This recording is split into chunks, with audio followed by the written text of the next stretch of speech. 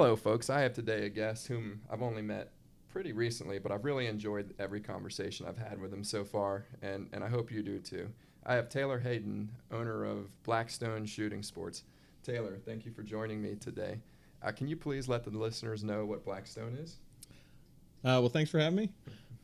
So Blackstone is a high-end indoor shooting range and retail firearms store located just outside of uptown Charlotte in North Carolina. We offer a variety of amenities to our guests. Retail firearms store, as I mentioned, indoor shooting range. Then we also offer memberships, but we're also open to the public. Training experiences, and we do private parties for corporations, bachelor parties, things like that. Oh, that's great. I didn't know that last one, but that makes a lot of sense. I hope to come back to that because that's an interesting concept to me. So how long ago did you open Blackstone? So we opened in December of 2014, so 4.5 years ago now, which is hard to believe. Yeah, it's funny. I remember seeing it because it's got nicer signage and it just looks a little more upscale than some of the other stores that I've been to in town. But I couldn't have told you that it was December 2014. I would have probably guessed it had been around longer, and maybe it's just because it's right on the way to the airport. So I seem to be driving by it all of the time. That's great. How has it grown through the years? How have things changed in the 4 or 5 years that you've had it open? Well, so my background that we talked about before is I was an attorney, and one of the problems with coming to business from being an attorney is you spend a lot of time dealing with a lot of different businesses, and you feel like you could get business. You're like, oh man, that makes sense. I could do all this. And it turns out once you get into the nitty gritty of it that, yeah, you might understand the 30,000 foot view of it, but the view is a lot different when your boot's on the ground. I don't think that's unique to attorneys either. I suspect anybody who's an accountant or sales or has only ever looked at one part of a business probably has the same experience in starting their own company. I think there's definitely truth to that. But point being is that I kind of underestimated some of the challenges that came with running a significant operation. Our building is 27,000 square feet. Wow. How much of that is for the shooting range?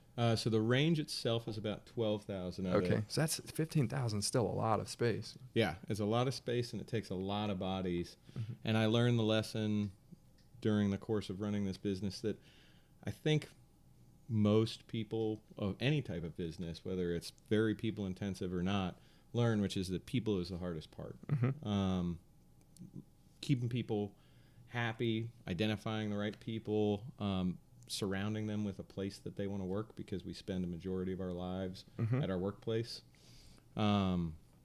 So that was definitely the thing that was the hardest learning curve.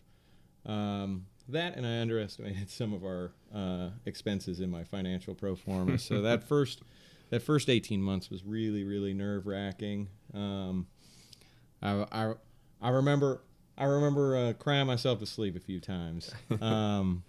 But we fortunately turned it around, got some great people on board who helped right the ship. Discovered entrepreneurial operating system, which EOS, yep. from the book Traction, which a number of my friends who are in the small business community around here use to run their companies. So we used VTO from Traction. Yeah. I didn't realize that was part and parcel of the EOS, because I've heard of EOS as well. But even at Level, when we rebranded the company and really decided to go out and get after it, one of my partners had been reading Traction, and we went through the VTO exercise, and it was very helpful. It brought a whole lot of clarity for everybody, but it also was a framework that allowed for. It wasn't so rigid. It said, hey, these are the core things that can never change, and then here's all these other things and how we go about changing them. And I found it to be a very good exercise. Yeah, no BS to say that I really credit it with saving my company. If you've got a company that is making a ton of money and the margins are amazing, you can run it really poorly and it's fine. You lose a couple points here and there. When you're running something that's on a paper thin margin, which is really what our business is, if you don't run it well, you don't stay in business, which is what we're seeing with some of our competitors around the country now. So I'm really thankful, actually, that I chose such a difficult business in terms of margins, because it has forced me to really spend a lot of energy and time thinking about how to run a business well, so that whatever the next thing I do is, I can bring that experience on and not go through as many road bumps as I did this time. That's great. And so just to set the stage, what you mentioned you were an attorney. What type of law were you practicing? So I was a corporate transactional attorney. I started at a large firm where I did mostly public company work, then moved to a small firm where we did a lot of private equity work, and then moved to Charlotte and was at a medium-sized firm doing mostly mergers and acquisitions. Okay. And so that was the background that I was in, and I still remember the moment when I decided I was done with it. So in early 2012, my father was killed in a plane accident. Oh no! And he was an attorney, and I remember sitting there looking at it. He was retiring, and he was thinking about doing some business ideas. He had a bunch of business ideas, and then he died. And I remember having this moment, sitting there thinking, he wanted to do all this stuff, and he worked really hard his whole life for us, and he didn't love his job, but he was waiting for the light at the end of the tunnel, and now he can't do it. Yeah. And so I thought, if I don't do this now, when am I going to do it? So fortunately, had a very supportive wife, and she was really encouraging of it. You're going to quit your job as a corporate attorney, yeah, and go sell guns, and you're not a big gun guy or hunter on your own, are you? No, I'm not. And this was actually my second venture. My first one was I invented a wine aerator. Okay. That was a total bust. Good product. Total bust as a business. Really. I've done a couple of those. Great products, but not great companies. So very, very interesting. That's great that she was supportive of that, even after a failure. But I'm sure that she probably was also inspired by your father's story as well. That's probably where the support came from, I would guess. Yeah, she just thinks I'm awesome. That seems likely too. So your dad's thing was the inspiration. Mm-hmm. You, again, not that into guns. How do you come about deciding to open a gun retailer? Like, what had you already thought about it before that your dad's event was a catalyst, or you sat down and said, what do I really want to do? So I actually, my journey was kind of a funny one. I knew I wanted to do something other than practice law, but I wasn't really sure what it was, and I wasn't super confident in my ability to start something from scratch. So I actually spent, and I imagine a lot of your listeners have done this too, I spent forever looking at franchises. Okay. I have a spreadsheet somewhere. I think I read 52 franchise disclosure documents. Wow. But that's a great place to start. And I don't think enough people start from that place. Because the reality of why I like the franchise model, although I've never opened one, there's a lot of things that have already been figured out, and there's a lot of procedures and that sort of thing. And you know that the idea in most cases has already been vetted in the marketplace. You may not want to open a blockbuster franchise, but generally speaking, most of the franchises that are out there, it's a proven thing and a proven idea. So that's interesting that you went through 52 of them, but you couldn't find one that you liked. I got pretty close on two actually, to the point where I went and visited their headquarters and took my wife with me, and ultimately realized whether this was insightful or just pure hubris. I felt like I was still going to have a boss if I was a franchisee, and I'm a terrible employee. I'm just a god awful employee. Like I look at how I deal with the folks who work for me, and I'm like, oh my God, thank God they're better employees than me. That's funny. Yeah, I feel like I'm not as good of an employee as I am, other things. So I totally feel you on that one. Okay, so you look at these 52. There's not a really good fit. Are you back to the drawing board at that point and thinking about what are things that I could make money at right now, or what is the criteria for how you go about thinking what you're going to do? So at that point, I was kind of like, well, I don't really like this franchise concept anymore. What am I going to do? I need to come up with something from scratch. But I was struggling because I'm not the guy who's going to make up Facebook. Yeah. That was another revelation I had at one point when I was practicing law. Is that you deal with a lot of people who have made a bunch of money doing something very simple, and it's so easy to get hooked on like the sexy ideas, like the Silicon Valley ideas. But the reality is that the vast majority of the economy operates on like really basic pragmatic businesses. One of the nicest Christmas parties I've ever been to was in a lovely home in Myers Park, and I remember asking the gentleman who owned it, and he was just dishing out the $100, $200 bottles of wine. Clearly had done very well. And like, what do you do for a living? And he said, oh, I sell envelopes. I was like, I could have taken 200 guesses and I would not have guessed envelopes, but Yeah, it makes man. sense. There's a lot of people who make a lot of money doing things that you just don't think about. Yeah. And I saw that like when I was practicing law. That was one of the real gifts that gave me, was that it gave me access to these people making boatloads of money and doing something they were very passionate about that they'd been doing their whole lives. But I didn't have any of those lightning strikes. I was like, okay, ready for one. I didn't have one. And so I was there was really a bit of serendipity that went into it. When I was practicing in Houston, a buddy I went to law school with called me and asked if I would help him as a lawyer, because he was a litigator. I was a business lawyer, so help him as a business lawyer put together a package to start a shooting range in Nashville. Interesting. And I was like, well, this was for a client of his or for someone that he knew? This was for him. For him, okay. He was starting one as a side business. And I was like, dude, I don't know anything about that business. I don't know how helpful I'm going to be beyond the basic legal work.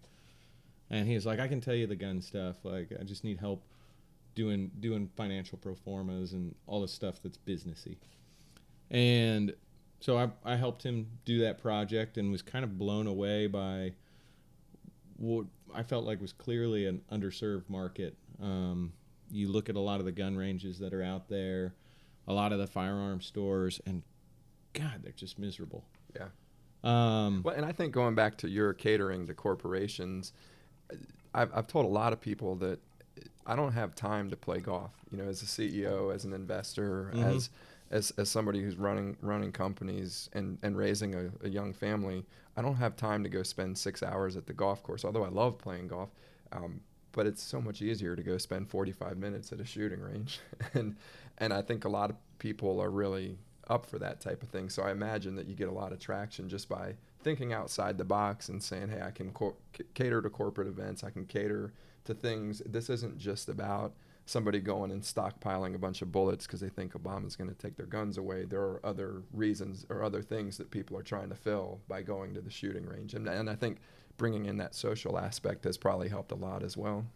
Yeah, I mean, well, think about it. Most businesses now, what's that market they're trying to attack?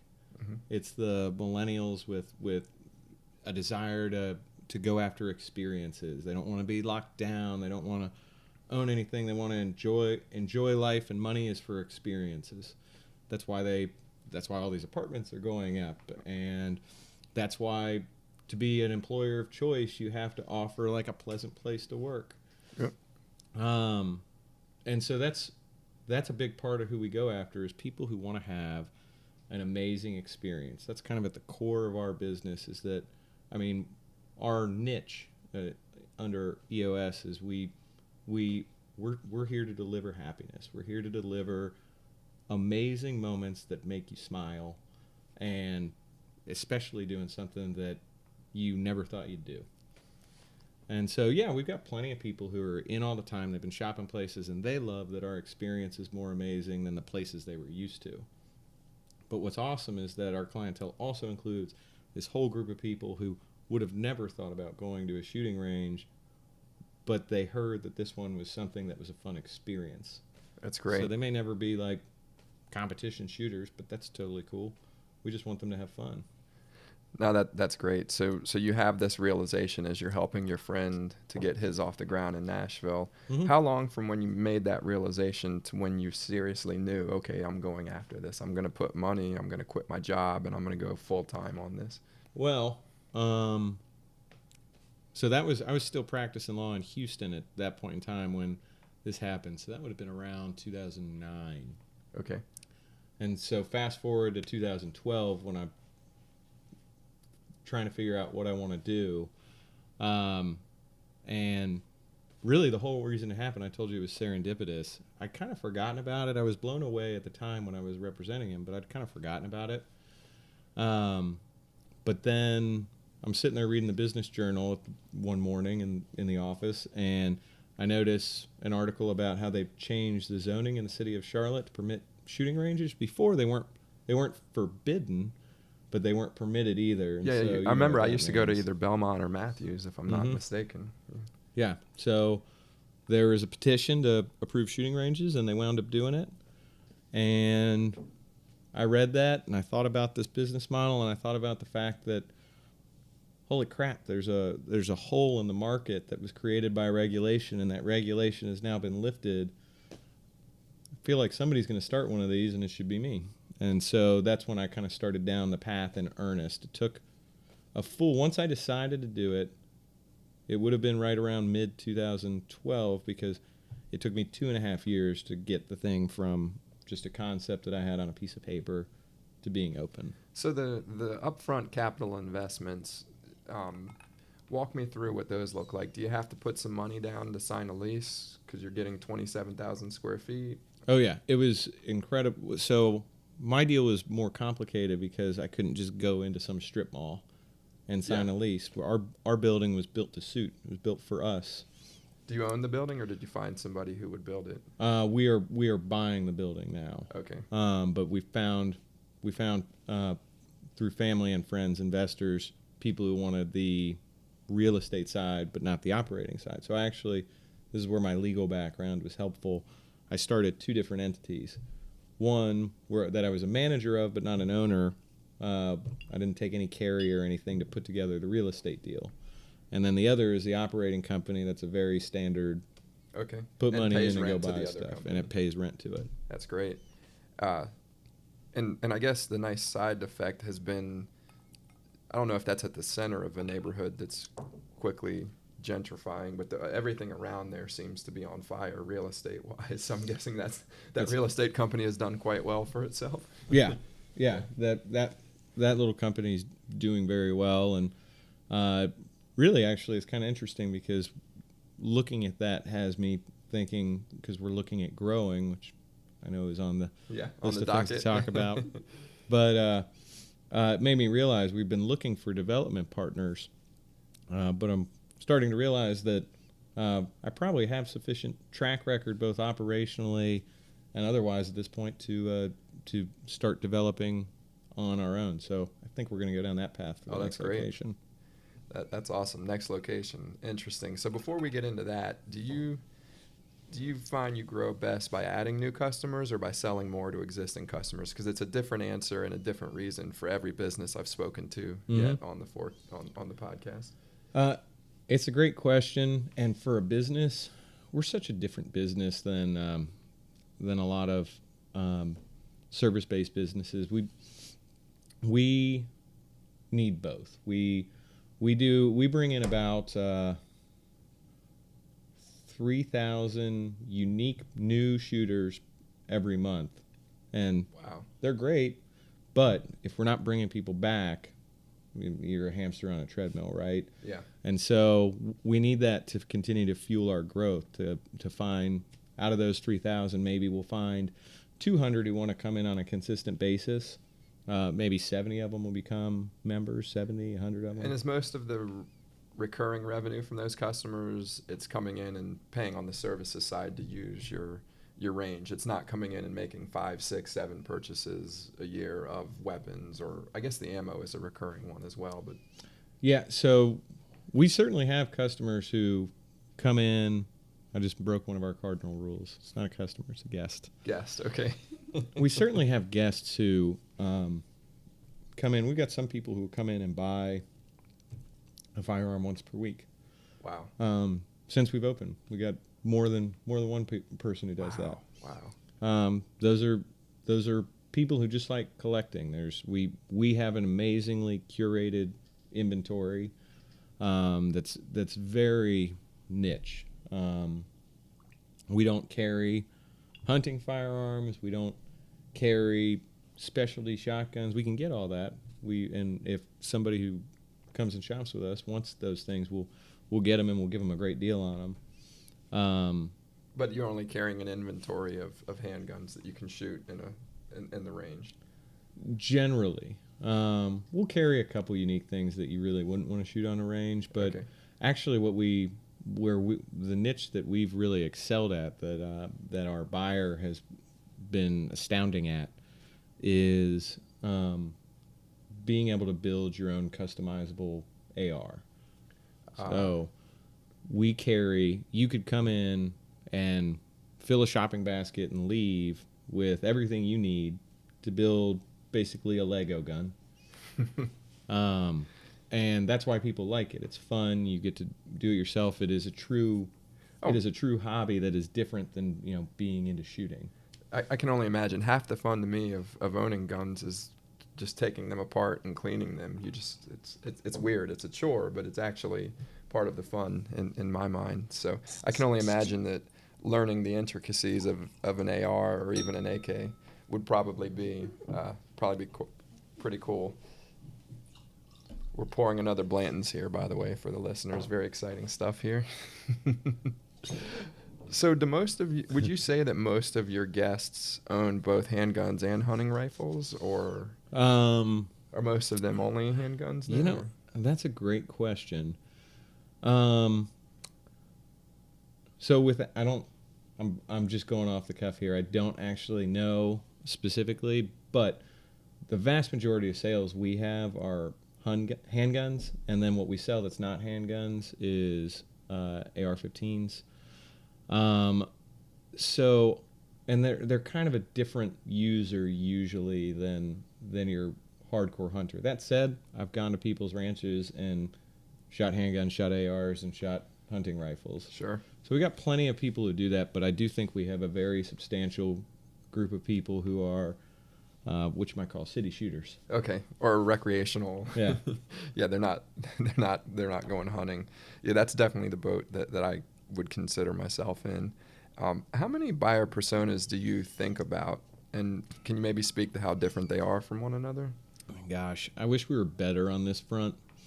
And it's an area where, as a growing business that's trying to find new areas to excel in, that we want to focus next year. We don't have any specific buyer personas. I could point to specific people who come to the store and tell you the persona Sure. that they are. The two main ones are kind of the experienced buyer and the experiential shooter. Gotcha. Which we kind of touched on. That usually most of our retail sales happen with people who have been shooting for a while. Obviously not all of them, but the retail side of the business tends to be people who have gotten comfortable and they know what they like and they're ready to buy. And the experiential side of the business, which is what we call anything on the other end of the building, tends to be people who are newer or who are just kind of getting into the sport. Okay. Yeah, and obviously you sell very differently to those two. I guess for the experienced buyer, it's much more about selection, knowledge. Yes. Whereas for the experiential, it's probably painting a picture for them of this is how much better life's going to be after you buy this and after you have this as an option, another leisure option for you on a weekend when you're bored and trying to find. It's funny you bring that up because we use a super cool tool called Culture Index. Okay. To really help find the best staff and then best understand how we can communicate with our staff. It's similar to predictive index, if people have heard of that. And it's funny, I actually have run into a couple other range operators around the country who use it, who I didn't know used it. But it breaks people up into 18 typified profiles. Okay. And we found that there's a handful of profiles that work really well on the range side of our business, and there's a handful of profiles that work really well on the retail sales side of our business. And they break down exactly like you were just talking about.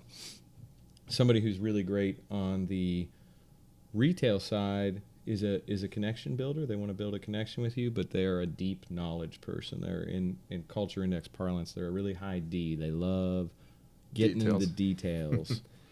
I love buying home audio or stereo equipment or a car, or there's certain things that I buy that I want that person. Right. Interesting. They just love the product. Then they also tend to be higher in the A category in culture index, which basically means that they're very goal oriented. They're talking to somebody. They're not going to forget to ask you, well, do you want to buy this? Closers. Closers. Without being pushy, it's all about the relationship, and it's all about the details that matter to you as the guest. But they don't forget that it's not a successful day if you get to the end of the day and you're like, man, I had a lot of great conversations. Yeah. And at the other side, on the range side, it tends to be more of those profiles. The what in, again, culture index is called high B. Very much about relationship building, very patient, very much want to make sure that you just have an incredible time. Still could be high D, but that high B is really important because that's what makes you want to just connect with human beings and make them feel good, and that's what we try to do on the range side of the business. Very interesting. So we've talked about a couple different sources of revenue here. Maybe we could talk a little more deeply about that. Before hearing what I've heard from you, I jotted down what I thought would be your main revenue sources: weapon purchases, bullet purchases, range time, safety gear. And it sounds like the range revenue is probably a more critical component for you than I might have appreciated before. Are there other categories of revenue? Are they cyclical? Do they cycle independent of one another? Can you talk about kind of how your revenue is diversified across the company? I can. And so we break our revenue into 4 primary categories. When we look at it, it's merchandise, membership, entertainment, and then the random other things. And just to give you an idea of the power of gross profit, any of the listeners out there think about starting something, don't forget, revenue is great, but revenue is vanity and cash is king. That's a great expression, and there's a reason it exists. We make 74% of our revenue off of merchandise. Okay. But we only make 23% of our gross profit. Wow. Off of merchandise. So you can see how almost an 80-20 rule. Yeah. So it's the thing that takes up most of our resources. It's the thing that takes up most of our staff time. And the working capital requirements. I mean, I imagine your terms with your suppliers you're probably not selling. You're probably paying them before you sell a piece of inventory in most cases. We generally aren't, but that is common in the industry. Okay. We our buyer is second to none and does a great job of making sure that we're hitting turn rates that make sense for us. But most people, there's a lot of operators out there around the country who have a 1x turn rate. Meaning that it takes them a year to turn, or you're saying that one full year. They will turn their inventory once per year. So if they buy $2 million of inventory, that means that their cost of goods sold for the year, if they're lucky, is $2 million, which means that their revenue is probably like $2.5 million. Wow. And what are gross margins on that merchandise side of the house? I know you said that they only represent 23% of your gross margins. Does that mean that it's like a 15 or 20% gross margin, or? So for us, we do a pretty good job of not lowering down on some of the more trendy ones, but in the industry, the margins are anywhere from 12 to 22% on firearms. So 1 year term is garbage. really going to tie your arm. You're going to have your hands tied behind your back if you're only turning once a year. If you're Keystone pricing, you can be in a company that does 1x. But if you're only turning 1 time per year, 2 times per year, it's tough in a low margin business. There's a KPI that we use called GMROI. Okay. Have you heard of it? Gross margin return on investment. I have not. No. So what it does is it basically takes those two and puts them together. It takes your turn rate and it combines it with your gross margin. So if you're asking yourself, it makes apples to oranges more apples to apples, because you can say, okay, I got this product that I'm only going to turn once per year, but it has a 50% margin. And I get this product that's going to turn 5 times per year, but it's got a 15% margin. Which one is the better deal? And so it scales your turn rate by your margins, or maybe the other direction, but correct. It scales one by the other. And you can do it both ways, and people do it both ways. That's great. No, I hadn't heard that term, but I think it makes a lot of sense. And so it sounds like gross margin is the most important predictor for you, not EBITDA. Is that accurate, or do you think about both? Well, I think about both, but in terms of the way we manage the store, we really try to focus the team on gross margin. That's great. But we present all financials to everybody on the team. There's people who won't do that. They say there's usually 2 reasons. All right, so you've been in business. What are the 2 reasons you wouldn't share your financials with everybody in the organization? Well, so we went through this because we were adamant about, we had a quarterly business review meeting at Level every quarter, and at Amenture we did the same thing. I don't think we called it the same thing, but we decided very early on, show the revenue, show the margins, show the EBITDA. Whether it's good or bad, show it. And the counter argument that a lot of people brought up was, well, if employees know what the profits are, they're going to start asking for a raise. And I said, they're going to fucking ask for a raise no matter what. So let's forget about that. But I think the transparency of knowing when a business is doing well and not doing well helps an employee make a better decision, because it becomes much more tangible that, hey, I can see this is happening. We're making sales. Or I can see we hired a lot of people and we didn't get them working. That added to costs. And now all of a sudden I see the margins are worse. So I think that would be the number one objection. My guess is on the other side, we had a really bad quarter once. Terrible quarter. I mean, embarrassingly bad. We knew about it. We had raised money to cover the shortfall. And I think people were worried our employees going to start running away because you're giving them too much transparency. And again, I thought as managers, it was our job to explain this to people and say, this isn't the end of the world. We did raise $2 million. We knew that we were investing in the future. So I think both arguments are just being lazy, and I mean, there's probably other arguments, but those were the 2 that we had, and I thought it was worth it in both cases. Yeah, and so that's the A1 biggest one. And then the second one that people always give is, well, they're going to take that information and go to my competitors. And the 2 rebuttals to it, taking the second one first, they're going to go to my competitors. Well, what the hell does it matter if my competitor, my competitor's not sitting there being like, oh, I sure hope that I can operate at 2% margins. Oh, wait, this guy's doing 15. I wish I was doing that. I'm going to change everything now. Yeah. That's the way to success. Everybody knows that you want to spend $1 to make as much money as you can. Yeah.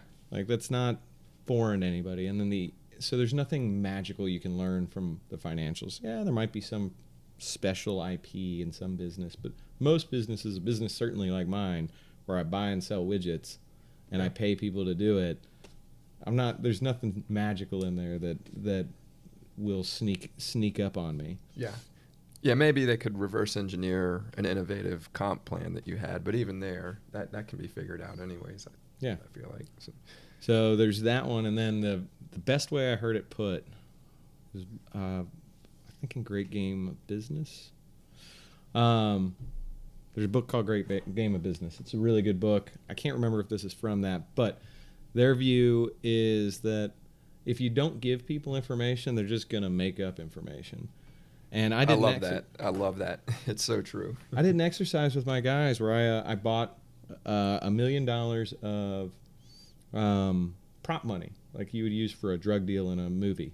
And I stacked it all up on the table, and I had guys come put index cards where they thought I said, okay, this money represents the money we made last year. So come put index cards in here to show where you think the divide is for how much of that is gross profit and then how much is our net profit. Those guys thought I was taking home 50% of the money that we made. Like, they'd see the revenue number at the end of the day, and they thought I was taking home 50%. And that was a point when the company was pretty small, and I was taking home 0%. Probably writing checks at the time. Yeah. And it was signing personal guarantees and all other sorts of fun stuff. It was funny to see them understand it better. And I think it created a more cohesive team. It didn't register and resonate with everybody. But the point is, those index cards represented the facts that people were making up in the absence of facts. Yep. Now that's probably a good exercise in general, and I think it just speaks to why transparency is so important, not just in financials, but wherever. I'm a firm believer wherever you can be more transparent about the business and empower your employees with that information. If you've hired the right people, they'll make mature decisions with it. Things may go wrong, but I do think that in the long run, that commitment to transparency ultimately pays off. So what brands do you sell on the retail side of the house? I mean, we sell, so we've talked about this a little off camera, but I am not an avid firearms person at all. I don't go down and go nuts about our inventory, even though we got stuff that people go nuts about. My goal is to inspire and aspire to people who are a little different than me. So what do we carry right now? One of my favorite things that I can say that I believe is an indicator of success in where I started in this business and where I am now and where I want to continue to go is that a lot of times when you ask me questions specific to the floor, the answer is I don't know. I don't know. I don't know. And it's about what you were talking about before, trusting people. It took me a while to figure out that not only was I not the best person to make every decision, but it was absolutely impossible to do. Mm-hmm. And so once I started finding people that I could build up and help and trust, the business got a lot more fun, quite honestly. But the last big industry show I was at, it was funny the number of times I said I don't know to people I was meeting that are in the industry and that I meet once a year when I go to this show. I'm like, I don't know. Yeah. I don't know. That's great. So obviously you don't think a lot about the brands that you sell, but somebody within the company is thinking about them. Do you think a lot about your own brand? Clearly you do, because you've talked about the experiential selling and this is what we represent to our customers. But how do you really think about your own branding, or do you think about it a lot? We think about it a ton.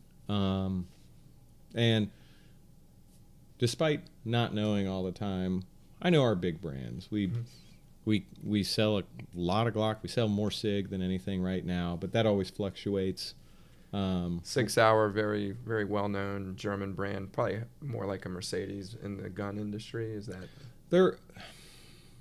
I see the comparison you're trying to make. But if somebody came in and they're shopping with us, they're basically, so they're the same as Glock. It's a polymer handgun. But what they did, so Glock comes in and builds you a really good base model that's super easy to upgrade. And all SIG does is they just come out with something that has all the upgrades already. Okay. And so you could take a Glock and turn it into the equivalent shooting experience of a SIG. See, my impression when I played around with a Glock and looked at a Glock was that it was it's the kind of gun that you can beat the hell out of and you don't have to take quite as much care of it, but it maybe isn't machined quite the same way that a SIG. Because I remember like loading bullets into the chamber in the SIG and feeling like it felt so precise, and maybe part of that is I'm falling for the marketing from SIG. Well, no, there's truth to that. Yeah. There's truth to that, but all right, have you heard of Salient? I have not, no. So Salient, and there's a number of companies do this. What Glock is a great platform. SIG is actually hard to sell because they have over 100 SKUs of firearms. We don't carry more than 1,000 firearms, it's hard to justify carrying 100 and some SKUs of just one brand. Glock keeps their SKUs a little tighter, but what they do is, again, they're a platform, an affordable platform. And so there's a bunch of companies that have sprung up and only exist to take Glocks, modify them, and then resell them. And so Salient's one of those, and they replace the barrels, they replace the triggers, they replace the sights, they do cool stuff to the grips. That's really cool. I didn't realize that existed in any kind of mass market. Wow. Salient's a really cool one. There's probably people listening to this who have seen them, like in the John Wick movies. They're a cool, growing brand constantly, but they take a $500 gun and they turn it into a $3,000 gun. Wow.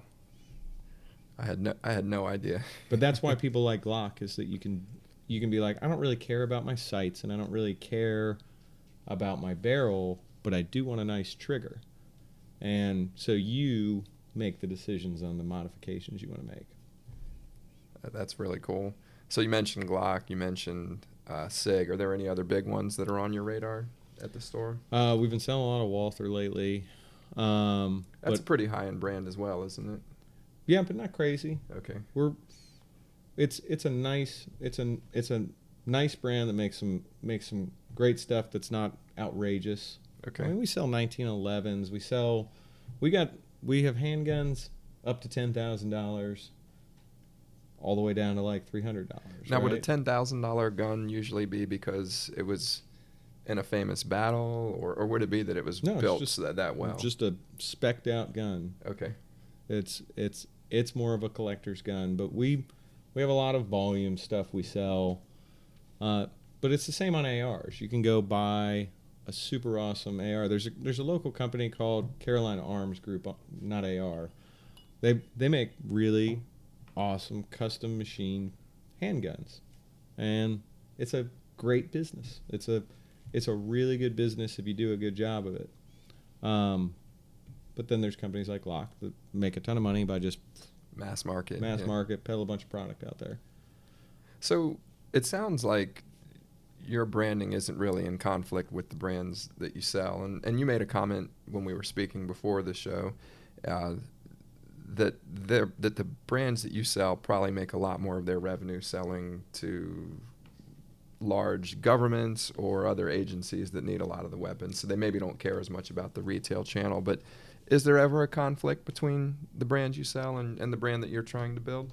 So not very often, and it's for the reasons that you're talking about. The bigger brands, their brand might not be exactly on point with us, but they don't really care about us that much. They make so much money doing other things. We're an interesting player in the retail world because most retailers kind of have the power. People want to sell through them. They've got the power. Would that be Dick's Sporting Good, Walmart, other national chains? I guess those have real buying power. But not even just national. You think about the way grocery stores work. Even a local chain grocery store. So obviously Kroger has economies of scale that are impossible for people to compete with. But I mean, Fresh Market started in Winston-Salem, and when it got up to a handful of locations, it was a spot where it was able to tell its vendors, hey, come in, put your product here, you do all the restocking, and just when we sell stuff, we'll pay you some money. That's how grocery stores work. Yeah. And that's amazing. We do not work that way at all. I mean, we can't even get product on credit. Wow. From manufacturers. That's why wholesalers exist. I mean, wholesalers are going out of business left and right in tons of industries, but manufacturers care so little about the extra margin that they can make from consumer sales by working directly with the retailers, especially the big retailers, that they still don't do it. Wow. I did not realize that. I knew that it was changing in a lot of other industries, but I didn't realize that in the gun industry it was different. So do you run a lot of ads? I had Ben Simon on the show a couple months ago, and he owns Windsor Jewelers, and the brands give a lot of money for him to run a lot of ads, and he talked about that and how he could pick the brands, but he still had to line up which brand was going to get behind running the billboard or running the ad in the magazine. Do you guys do a lot of that kind of advertising, or? So there are co-op. That's what's called co-op advertising, and there are co-op dollars out there. They are much harder to find in our industry, and they are dollars that, because we're very protective of our brand, we usually don't want. Okay. For all those reasons, and it's an area that I talked about how we want to work on personas over the next year. Well, this is another area that we want to work on from just a marketing maturity standpoint.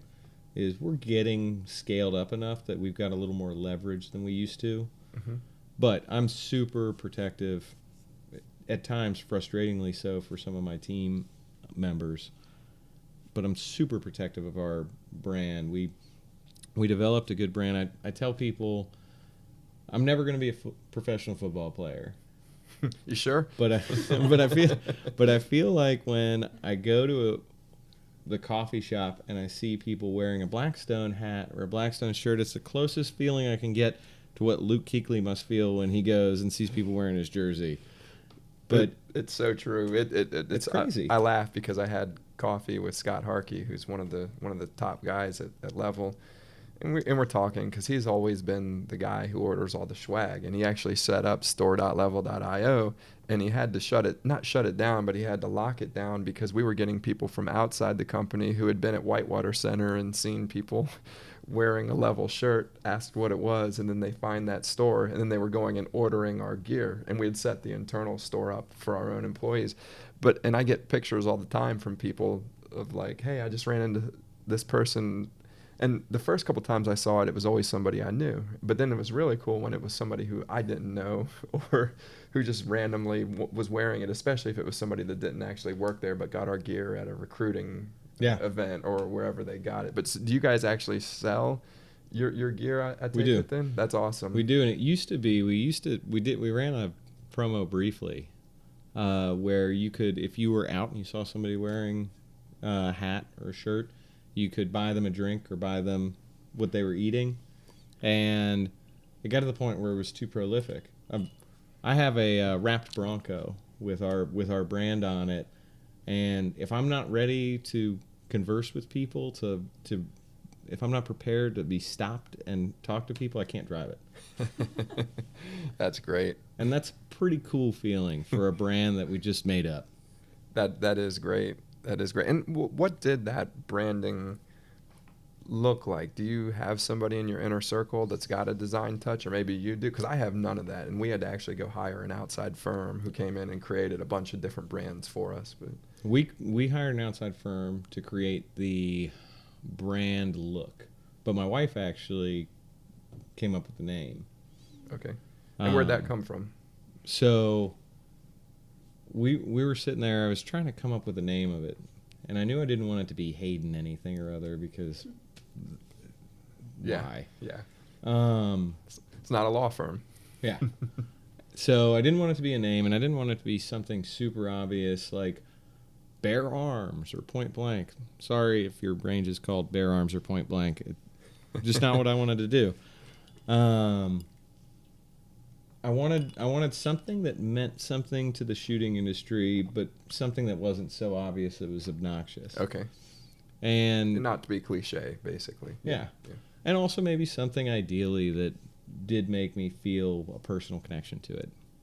So this is a tall order that I'm laying out. I mean, it sounds impossible.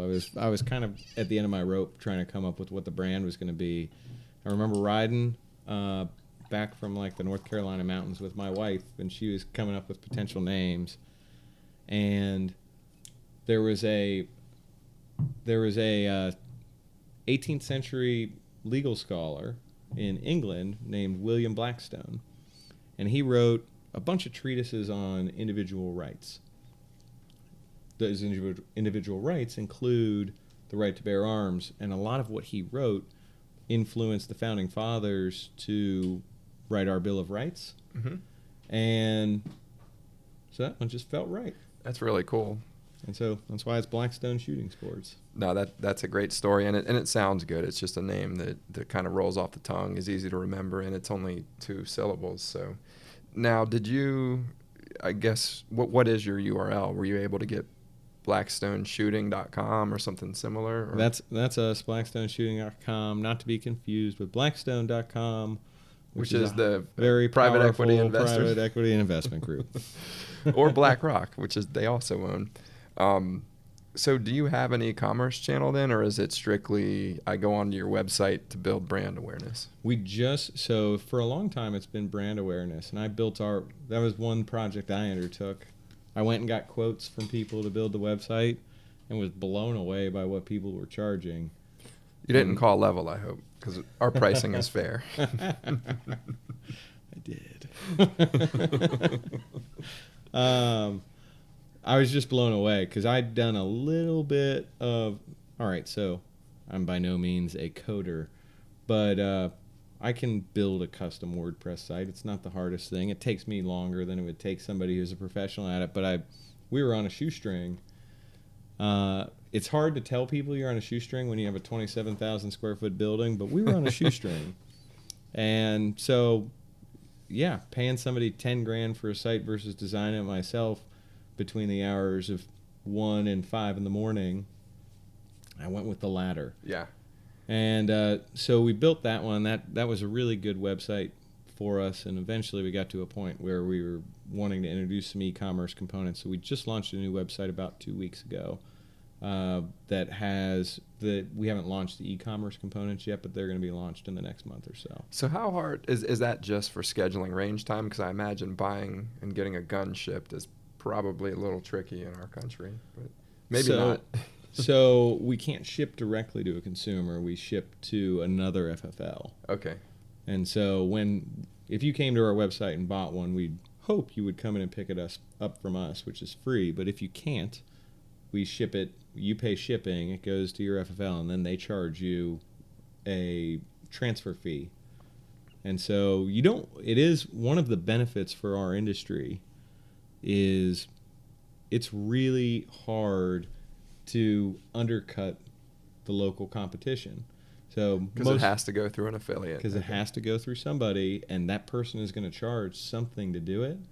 And so, yeah, every time somebody comes in and says, hey, this Glock is $80 less on this website, we say, okay, that's cool, but they're going to charge you $30 in shipping, and then whoever you send it to, they're going to charge you $50 to do the paperwork because that's where all the risk is. Yeah, that makes a lot of sense. So how many, you mentioned that maybe you didn't appreciate how many associates you need to have in the store. And do you have a fancy term like guest for your associates, or is just team members? Team members. Cool. Got it. So how many call them associates? How many team members are there in a given store? Because I'm always fascinated when I talk to owners of well-performing retail locations, just how many people it takes to operate a store. I mean, restaurants that are 75 or 80 or 90 people just for one store. So what does it look like for Blackstone? So for us, including management level employees, we currently have 43 employees on payroll. Wow. And what did you think when you first started the company? What was a reasonable We opened the doors with 19. Wow. And 19 would have sounded like enough to me. Wow. It takes a lot of people. One of the most valuable metrics that I've learned since we started is what we call labor efficiency ratio, which is essentially, it varies by the type of employee, but the most basic version is it's your gross profit divided by the number of dollars you spend on labor. And so the idea is that... And is that direct labor or that's all labor? So... Good question. So actually the way we do it is gross profit divided by direct labor. So, because normally gross profit would include direct labor, but you're pulling that out and just saying, I sold widget X, I paid this for widget X. Take Yes. the difference between that, and then I scale it by the direct labor involved, which, again, for those listening, direct labor would be, it wouldn't be your accountants and your salespeople. It would be your employees on the floor who are actually selling. For us, it is our salespeople Because they happen to be the same person. Because they're on the floor, yeah. So it's technically direct labor is anybody who's responsible for delivering the product, and our product is purely an experience, right? Mm-hmm. So any of the hourly employees who are on the floor are considered direct labor, and so the pre-direct labor gross margin divided by those those folks' wages is what gives us our labor efficiency ratio. Okay. And that's how we evaluate how successfully we're staffing the store. And we evaluate, it's funny because you think, oh, well, I want that number to be as high as possible, right? Except there's a point at which you get so high that you're not providing a good experience because you're just depending on people to come into the store, and eventually they'll give you money, and you're getting more and more money for every dollar you're paying. So when that number gets high, you treat it as a signal that, hey, maybe we're not paying enough attention to our client right now. So we have a window. We don't want it to be any lower than this. We don't want it to be any higher than this. This is what we want for direct labor scheduling. And then the number that drops out the bottom of that is what we call contribution margin. Okay. And then that contribution margin is actually and I'm thinking deeply here because I was an accounting major in undergrad, and so I'm trying to remember the technical definition of contribution margin, and I don't think it's that far from what you call it. And we are by no means like a precise accounting term kind of company. You're not we're not all in on GAAP. We're not GAAP. Okay. But we call that contribution margin, and then contribution margin is divided by management and administrative wages, and then that's their labor efficiency. Okay. And then we look at a blended labor efficiency rate across those two. So it's a fairly sophisticated back office operation then if you're looking at all of these metrics. I'm a dork. Okay, well, so am I. So I'm going to shift gears a little bit here and go back to something that I heard you talk about. Have you thought about opening another location? Is that a good driver of growth for you? Yeah, so that's one of the main reasons that we're spending a lot more time trying to manage from the numbers. Mm-hmm.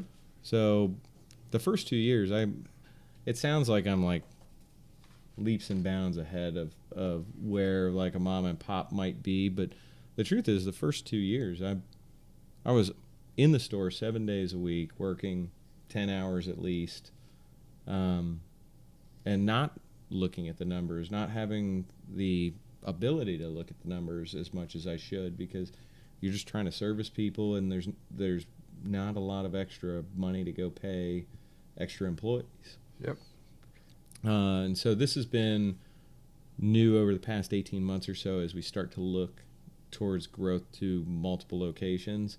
And we know that we need two things to be able to do that. We need one, to be able to manage by the numbers because you can't be there all the time. Like I can still look out a window right now and know what's going on in the store. You can't do that when you're at multiple locations. We hit that point at Level. I don't know when it was, but for a long time, I could hold every detail and every fact about every employee in my head, and I knew it, and I just knew things intuitively. And then there was a point, and I don't know what it was, but I woke up one day and I was like, I need metrics. Like, I no longer understand this business. And for us, we had 11 locations at our peak, and it might have been 5 or 6 locations, or it might have been something else. But there's definitely a point where you just can't hold it in your head anymore, and now you've got to put it down on paper or a spreadsheet or whatever you're putting it down on. And that's tough because that's a very different thing than the way you've been running the business.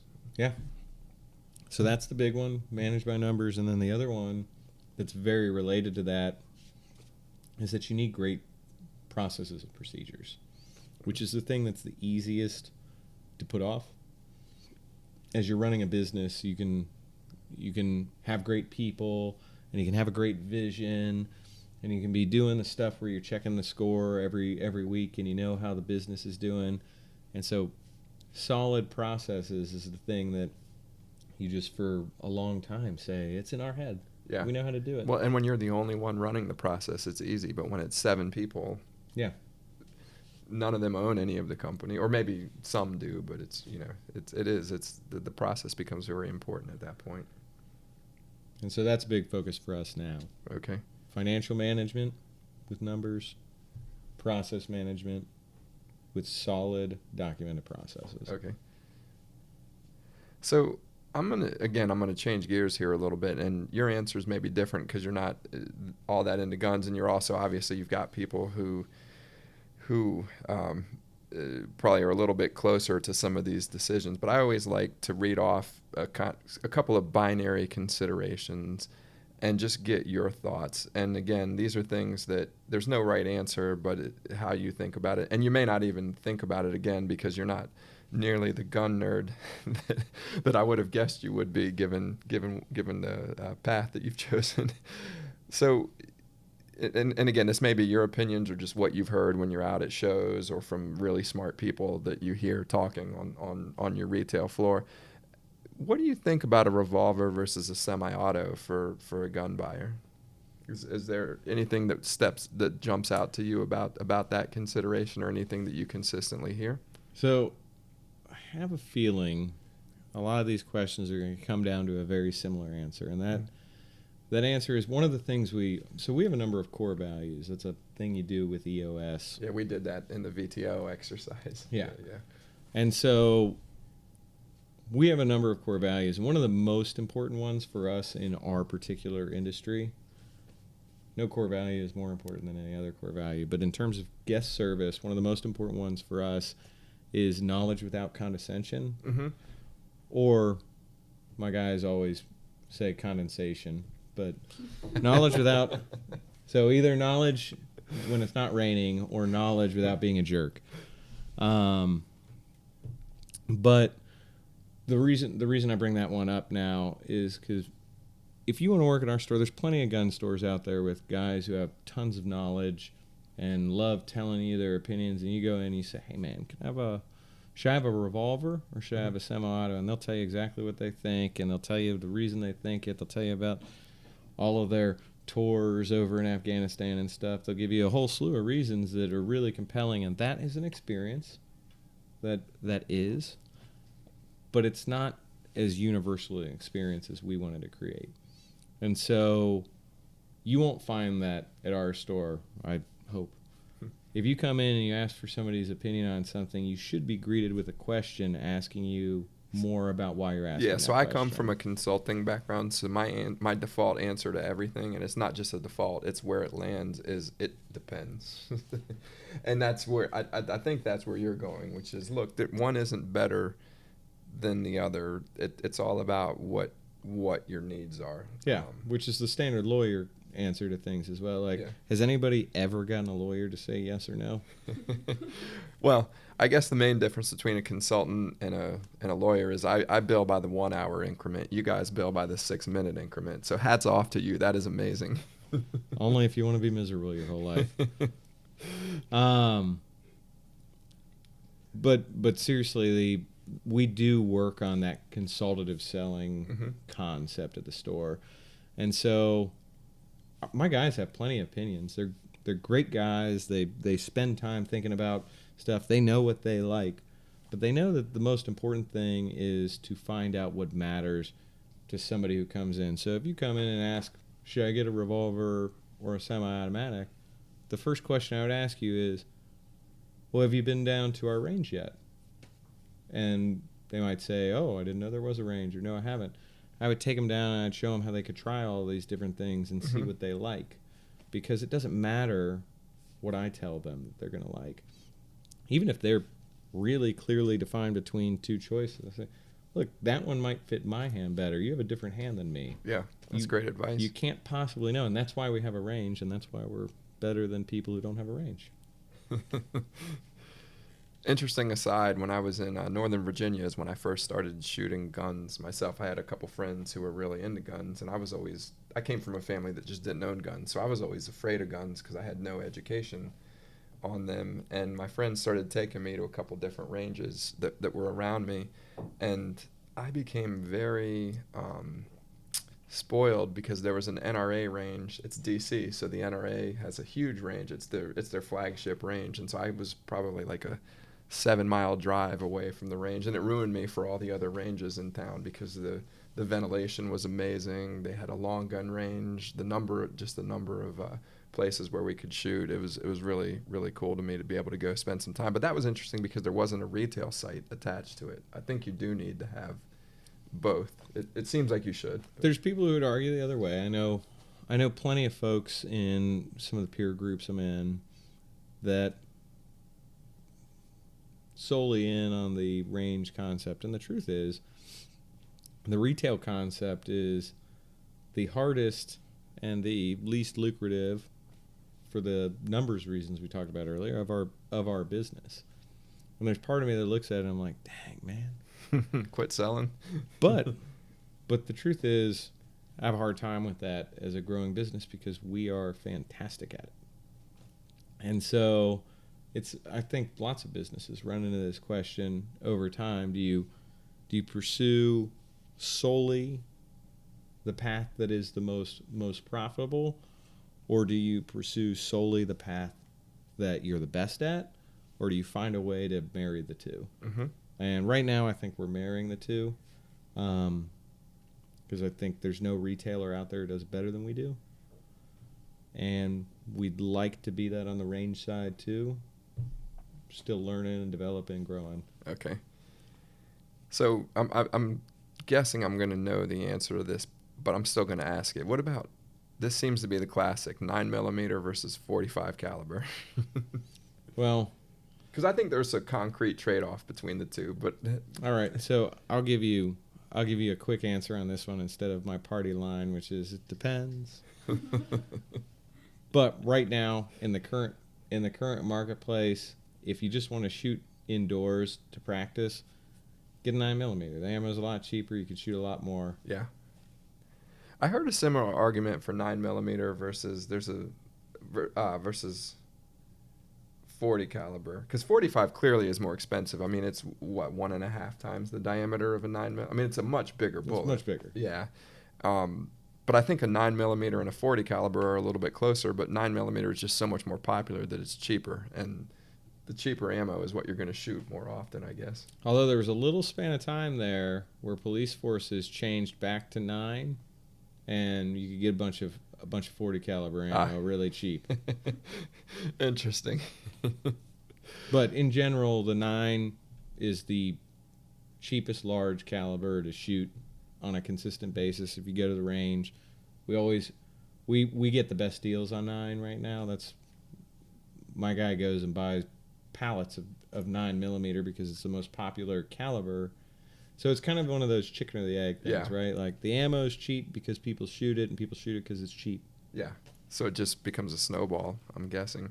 The other argument that I've heard that I think is more of what a gun nerd would say, or just somebody who is way more into guns, I guess, is the stopping power versus the quantity, right? Like stopping power versus number of bullets in the chamber. If I've got 15 in my gun with the 9mm and 9 in the 45, if I'm a good shot, or I don't need to be as good of a shot with the 45, with the 9mm I have more. But the reality is very few of your clients are using this for actual home protection. Yeah, the truth is, so we are generally selling people on the experience. That said, I feel like I'd be remiss. We've got an excellent instructor that works with us, Don Bryant, and he would tell you, if you were sitting there taking a class with him, I've seen people stopped with a 22. Wow. I mean, it doesn't really matter which one you have. A bullet has stopping power. Yeah. And so... And a trained fireman does too, right? He's going to shoot you. He or she is going to shoot you in the right place to stop you. So you learn.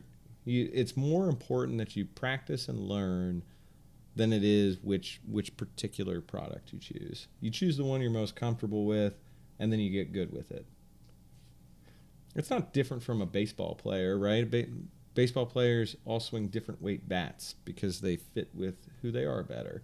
But at the end of the day, they all have the same objective, which is get on base and or hit home runs. Yeah. And so it's the same thing. You just pick the one that feels the best, and then you'll be the best. It's funny. My dad is a really avid golfer, and he told me, just when you're buying golf clubs, just swing the golf clubs and see which ones you like looking down at the best, and which ones after you swing you feel the best at. And those are the ones that you're going to play more often with, and you're going to be a better golfer. So it sounds like the same kind of advice. Well, here's one that... It is, actually. Here's one that maybe you will have an opinion on. I'm a lawyer, so probably not. Maybe you won't. But I know a lot of people, and I don't own any long guns myself. I just own handguns, but it seems like most people who own long guns look at either, and especially so-called assault rifles, they either look at an AK or an AR. Do you have any opinions on the two of those, or how somebody should think about what makes an AR more suitable versus an AK? Well, I have an opinion from a business perspective, and that is that ARs are more fun. You can go switch out a bunch of parts to them. AKs are super cool to shoot. ARs are super cool to shoot. It depends on what you want to do. If you just want to buy a cool gun, there's a lot of really cool looking AKs. But if you want something that maybe you change one part and then change another part and then change another, definitely the AR. Interesting. I didn't realize that. Again, I've not gotten that bug hasn't bitten me yet, but I have some friends who seem to swear by one or the other, although some have both of them. They're both cool to shoot. It really depends on if you want to like fool around with it, because all ARs are put together with just little pins, and you just punch them out with a hammer, and you can put on a totally different part, and you can't do that with AKs. So here's one. I don't know the right way to ask it, but seems to be that there's a traditional safety mechanism, and then I bought a gun, the first gun I bought actually, and the main reason I bought the hype on, it had a little piece on the back of it that when you put your hand on the when you put your hand on the pistol on the back of it, it engages the safety, so it can only shoot if you're actually holding the gun. If you're cleaning it, for instance, you're not going to have your hand on the back of the handle. Am I using the right terms, traditional safety versus rear handle safety, or is there a term for that type of a safety device? Or well, the party line at our facility is that there's really only one safety on a gun. The human. And it's your head. Yeah. You can put as many different mechanical devices on there to stop it as you want, but people will accidentally circumvent mechanical devices all the time. And so one of the problems with mechanical devices is they make people feel safe when people shouldn't feel safe. People should just behave safely. It's a gun. It's never safe, right? I guess that's the mentality that you need to have to stay safe. That should be, if you go to our store, all right, so we've got guns with safeties. We've got guns, but none of the guns in our case are loaded, obviously. And if you go shop for a firearm at Blackstone Shooting Sports, and really just about anywhere, quite honestly, when they take it out to show it to you, you go ask them to see something specific, they open it, check the chamber, put their finger in, make sure the magazine's not in, and then they put it back together and give it to you to feel. For what it's worth, everywhere I've gone shopping for guns, they do something very similar. They do it nonchalantly so that they're not insulting your intelligence, but they're definitely checking it out just to make sure. You got to check it every time. The number one rule of firearm safety is treat every firearm if it's loaded. And that is the most important thing you can do. So I don't really have a particularly strong opinion on safeties or not safeties. That's another one that it depends. Some people love having a safety. Some people, like a Glock has, this is again the thing we would say at the store. Glock has 3 safeties. It does not have a manual safety, but it has a trigger safety, it has a drop safety, and then it has your head. And the most important one is the last one. You make the decisions of the things you do with that firearm. The trigger safety, the drop safety, those are nice things to have that make you feel a little better about a firearm that doesn't have a actual manual thumb safety. But every firearm is dangerous.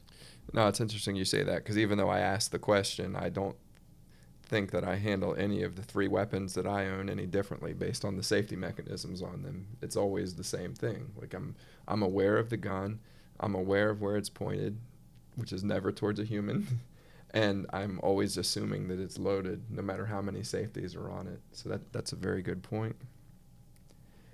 So we talked about this briefly before, but I recall hearing that there was a surge in bullet sales during the Obama administration. And obviously you really got serious about this in 2012, which was already halfway through his administration. But is this a trend that seems to be true, or was this just reported in the media? And then obviously we've got a very different administration in place with maybe a different stance towards firearm sales. Has that sentiment reversed? So right now we're in the middle of what people in the industry call the Trump slump. Okay.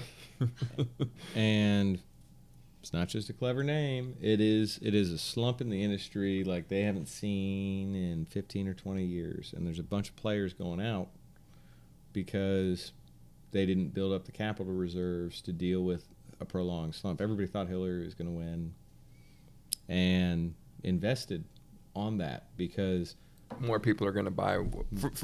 For the listeners who aren't gun owners, there is a perception, right or wrong, amongst a lot of gun owners that leftist candidates are maybe going to ban weapon sales or going to ban bullet sales or drive taxes up very high. And I think that's what Taylor's talking about here, correct? Yeah, so 100% right. There's other industries that experience this. Firearms is particularly susceptible to it right now. When there's a threat that they're going to pass any kind of legislation that would prohibit something, sales go up. So even under the Trump administration, bump stocks were undergoing a prohibition, and they sold like crazy, all sorts of places. We didn't sell them, but they sold a bunch of places. Mm-hmm. And that's because threat of regulation, threat of limiting something makes people buy that thing. It's happened a whole slew of times throughout the history of the country. It's interesting. It's pretty counterintuitive, but it is safe to say that perceived anti-gun candidates are good for your business. If every gun store if every gun store owner voted with their wallet instead of their heart, they'd probably vote Democrat. Okay. and again, I know just like you, Taylor, I try to run my businesses and be as apolitical as possible, and I know that's the way that you want to run, but that's one that seems to be both very obvious and very counterintuitive. It's the number of people I talk to when I explain that to them. They're like, "Oh, you guys must be killing it right now." I'm like, "Man, this is like the worst case scenario. We got a guy in there who people are like, we should ban weapons. He's like, we're never banning weapons." We'd at least like a little threat of that. So you talked about your background being an attorney before you started Blackstone, which some attorneys are maybe a little more entrepreneurial than others, which I would argue an M&A attorney probably has more exposure to entrepreneurs than others. Did your experience doing M&A prepare you for making the jump, or was there maybe someone in your family? I know you mentioned your dad was an attorney and never quite made the jump, but were there people in your family who maybe you could look at and say, I can do that? Because one of the things that's really hard for a lot of people is just realizing entrepreneurs aren't any different from anybody else. They just are willing to take the risk. That's my firm belief. We're willing to take the risk. We take the risk. We deal with the consequences, and sometimes we're successful. But I think a lot of people, until they see somebody doing that, it's really hard to make the jump. Was it family, or was it friends, or was it the people that you saw in the transactions that you were doing for them as an attorney? Great question. I think for me, the big impetus was the people I was meeting practicing law. Mm-hmm. But there's an interesting background in my family. My great-grandfather started a company that then my grandfather grew. It eventually became a public company that then my uncle ran, and it sold in a go-private transaction. And so there's definitely entrepreneurial roots in my family. But it's funny, by the time I came along, they had this great big established public company that it wasn't entrepreneurial. How could I even know how it got there, right? Yeah. And so for me, it was definitely more influential meeting entrepreneurs in my workplace. But I do think that the value of having family members like that. My grandpa actually passed away the week before our grand opening. Oh, wow. And our grand opening was not our grand opening, our soft opening, sorry. Our grand opening was later, but the week before our soft opening, and then our soft opening was the day of his funeral. And I went up there, and went to his funeral, and everybody was going to like hang out and reminisce about my grandfather, who I love so much, was one of the most influential people in my life. And I went and hopped on a plane and came back down to be with the people here, because a big part of the reason I was able to do what I did here was because he supported me and gave me his guidance and his thoughts behind this place. That's great. I kind of forgot about that until you just asked. Oh, sorry. So I met you through Nick McGlosky, if I'm not mistaken. And I believe, did you invest in Ecom Dash then? Or? I did. Okay. Do you do a lot of that type of investing? And for those who don't know, you want to give a really quick overview of what Ecom. I'm going to have Nick on at some point, but I found you a lot more interesting than I found Nick, to be honest. I'm joking. But can you give folks a real quick overview of what Ecom Dash is? He's definitely listening. We may edit that one out. So, gosh, how did I meet Nick? So Ecom Dash, I'll tell you what Ecom Dash is. It's an omni-channel retail enabler or resource, is what I was going to say. So it basically is an API connector, and it makes it so that if you list in one area, it winds up in another area and another area and another area. The reason it's beneficial, the reason I was interested in it, is because we were having that problem at Blackstone, where when we would list on, we had certain things we were listing on Amazon and on Gunbroker and on eBay, and we would accidentally sell them multiple places at the same time. Ah, okay. And on brick and mortar. And so they connect all of those various atmospheres. And they're one of the reason I got hooked up with them was because they're the only one that connects to Gunbroker, which is basically eBay for guns, for those people out there who don't know. And we need to be up there, and they're the only one that connects to it because one of their initial investors was Gunbroker. Okay. So they do that. Met Nick, thought he was an awesome guy. And actually, to your point of this question, how do I choose who to invest in? So I'm obviously a numbers guy. I spend time thinking about the numbers of things.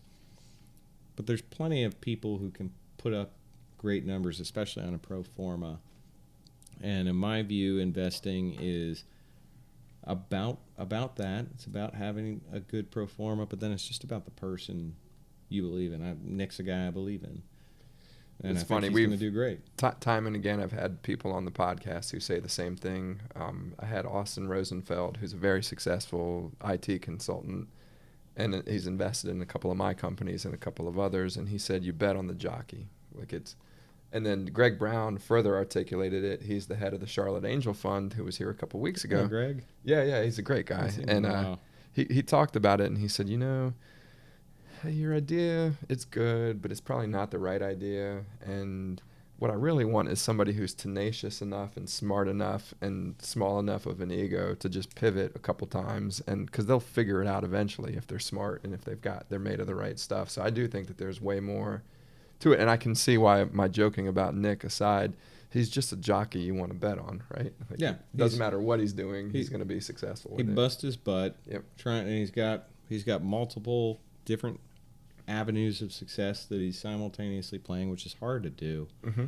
And he'll get there. He's going to find success, and that's ultimately my investing strategy. Is the numbers have to be right. You can find a guy who says all the right stuff, right? Yeah. But if he can't put a few numbers in front of you and know what the hell he's talking about, then no. Probably not going to work. He might accidentally make you money, but he's not going to do it on purpose. So are you pretty avid in your investing, or is it something that you do when the right opportunity pops up, or do you try to do a certain number over a certain amount of time, or how do you think about investing? So it's been more of the middle one, which was when something interesting pops up and it feels right, do it. But it is an area that I want to develop more in, I guess. I feel like running Blackstone, I've learned a lot about the shit that can go wrong. And so it's given me more perspective when I talk to people. I think back when I was just a caveman lawyer talking to people, you don't really know what the hell you're talking about. I still don't, but And I still don't either, but I feel like at least I have a little bit more perspective than I did before. I don't have good knowledge. I have good meta-knowledge. Meta-knowledge is knowing what you don't know, and I think I'm better at that, which is, I would argue, more important than knowing what you know. I think that's a fair point. So how differently do you think about investing in another company versus your own? Because you're constantly thinking about investing in your own company, whether it's not taking your so-called 50% margins or whatever those margins are. You could be retaining them as earnings, or you could be taking them and building experiences for your family or for other things. But how do you, whatever it is that's the investment in your company versus investing in somebody else's company, what's different about those two calculations for you? Well, at least for me at this particular point in my life, when I think about investing in my company, I trust what I'm going to do in the long term. Mm-hmm. And so I'm much more willing to leave things locked up for growth, because you can always grow more in your own business. Mm-hmm. Whereas investing outside, I'm looking for something that I feel like is a more certain immediate return. Okay. Not immediate, but in a relatively short window. Mm-hmm. And I'm not going to deliver a return in a short window with this particular business. But the plans I have for it could deliver a very big return In the long run. in the long run. Those aren't the companies I want to invest in as an individual. Yeah, that's interesting, and I think that definitely makes a lot of sense. What mistakes do you think most people who invest make? And I'm guessing you're a better investor now that you've started a company, even though you may not know as much about the legal ramifications as you used to, just the art of running one. I'm assuming that you've probably improved a lot through that exercise. But what are the mistakes you think most people make when they go out and start investing? I mean, if I had to pick a number one, and it's one I've fallen victim to, it's you bet on something sexy. Yeah. You want, if you need to find one paradigm of the whole thing, it's the number of people who invest in restaurants. Restaurants are just generally a terrible investment, right? But I've invested in two now. But man, it feels good to tell people you own a part of a restaurant. Yeah. You're like, oh, did you really enjoy your experience there? Well, I kind of own it. So I've got one of the owners of Bottle Cap Group coming in on Wednesday to do the podcast. They've obviously, I would have loved to have invested in that early, because they're, I think, 50, 60 million in revenue now, and they kill it. Are you familiar with that? Yeah, they group? shop with us. Okay. Yes. So I've got Britton coming on Wednesday. I'm fascinated to hear, because I agree with you. In most cases, restaurants are the absolute worst investment, but they're also the thing that all of us are familiar with. And I also think that there's something going on where They can be great. They can be great, as Britton and his group have proven. But I think the other thing is, because it's so accessible to people, because we've all cooked, we've all been to a restaurant, we think it's easy to do it, and it's not easy. It's really hard. But the people who do it well make, I think, very outsized returns for their investors. Well, at the risk of upsetting somebody, you look at what a debacle Ed's was for a second there. Yeah. I mean, they went from being like one of the favorite hole-in-the-wall places in town to a place that everybody despised, and then they brought in Bottle Cap Group, and they fixed it. I didn't know that. I'm going to have to ask Britton about that. Sorry, I'm taking some notes here for the show notes. They brought him into to manage it because they had just completely screwed it upside down. Well, I've seen them operate firsthand for a couple of different reasons, and they are a different kind of breed. But I agree that restaurants are a tough business to invest in, for sure. Well, it's a lot like ours, actually, and I don't mean it in any insulting way towards restaurants, but they're very people intensive, whether it's the people who are preparing the food or whether it's the people delivering it. There's millions of options, so you can go anywhere you want, and their margins are thin. And so that doesn't scream, invest in me. No. Yeah, you're not going to see Kleiner Perkins or Andreessen Horowitz investing in restaurants anytime soon. But they are sexy and fun to own. So what about entrepreneurs who take investment so the flip side, I get what investors make as mistakes, but what do you think are the mistakes that most entrepreneurs who take outside money make? And I can tell you my thoughts on it. I'm curious for your thoughts. Yeah. Yeah, I mean, what I've seen is that most of them only want to give good news to their investors, and I don't think good news is news that investors need to hear. It's not actionable. I think they need actionable news. So I think that bad news is what they want to hear because you can fix bad news. No news is the worst thing, and I think that a lot of investors give no news. They don't give any update unless they're about to go out of business. And saying that we're running out of money in 3 days, that's not good or bad news or no news. That's completely unactionable because it's unreasonable. And too often I hear about founders who wait until the company's been pushed to the brink to talk. I think you need to be proactive.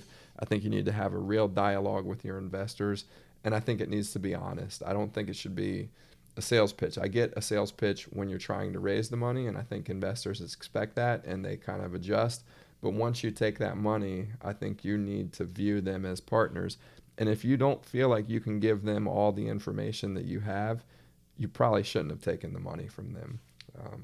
But I think there are other businesses. The businesses I'm involved with, I'm usually looking for strategic money. I'm looking for somebody to be engaged with the business. I think there are other businesses where there are investors who are just looking for a return, and that's all you need out of them. But that's been my experience in the industries that I tend to play in. Well, you've missed a third category of investors. It falls between the two, which is not necessarily that interested in a return, but am interested in having a strong opinion on everything. Yes, that's a good one too. I did miss that one, and that I should have included that. And I think that's the why lifestyle investor, maybe you would call them. Yeah, I think that's why people get reluctant. Why people who are really trying to run something to build it get reluctant to communicate. I agree with you that over communication is a good thing. That's a good thing. Yep. In an employee relationship, in an investor relationship, husband and marriage. Wife. Yeah. But I think people get tired of dealing with somebody who it feels like they're just out there to like, it's a lifestyle investment to show what you know when you get the chance. Blah, blah, blah, blah, Yep. So, do you have any investors in Blackstone? I don't think so. I haven't heard anything to indicate that, but do you? We do. So I've sold a minority stake to family and friends, but I own most of the company and do my thing with it. Gotcha. Yeah, I've got a friend who started a business. He grew it very nicely and ultimately sold it. And I asked him what was his one regret, and he said, I regret not taking on a big institutional investor because I think they would have enforced a discipline and a vision that was bigger. But I can totally understand your perspective, and that informed a lot of the way we thought about investment at Level. The same kind of, hey, I'd rather keep more of this ownership. In my case, it wasn't just me. It was 2 partners and then some core employees. There's certainly a part of me that wishes I had a partner at times, because I have some investors, but I don't have any partners. Yeah. And you're the only one losing sleep over the business. There's times I wish that's not true anymore. I don't want to undersell some of my wonderful staff, but at the end of the day, I'm the only person who, can lose their house over this. Gotcha. And that's just different. Yeah. It's just different. Yeah. No, I've got another very good friend who owns a very successful business that he's scaled, and he's been thinking about selling it. And I always ask him, like, why would you ever want to sell this business? It's financially one of the best businesses I've seen. It's in a good space. And I haven't gotten a great answer, but my thought is that he's just tired of being the only one losing sleep. And to your point, there are employees who I'm sure are losing sleep, but he doesn't have anybody bought in the way that he is. So that is an interesting point for sure. So have you started any other businesses or thought seriously about any? I know you mentioned that there was a predecessor company to Blackstone, but have you thought since then, or is it all about opening new locations and new channels for you? I'd like to diversify into some other things. Okay. There's a couple areas that interest me right now, but it's too early. It's probably too early to say any of them, but no, I'd like to in an ideal world. So I think there's two types of people. There's small and medium-sized business owners, and one's not better than the other. Mm-hmm. But they're small and medium-sized business owners who love being the owner of their business, and they build it up, over years, and they groom it to either pass down or to sell, and they're like, that's your retirement plan, and it's great. And that's one. I fall into the other category, which is I would ideally like to be an entrepreneur, and that's like I'd like to start or build 10 things, and if 8 of them don't work out, that's okay, and then I'll try another 10. Yeah, that's definitely more of the boat that I fall into. Well, look, Taylor, this has been awesome. I'm obviously an enthusiast and enjoy guns, and I always like talking to successful business people who kind of strike out on their own and do it in especially areas that I find interesting. So thank you for coming and spending time. Is there anything else you'd like to leave the audience with, or anything that we didn't cover that you think would be interesting for them to hear? No, man. I think we nailed it. Cool. Well, thanks, Taylor. I appreciate it, and I'm looking forward to our next conversation. Thanks for having me, man. All right. Cheers.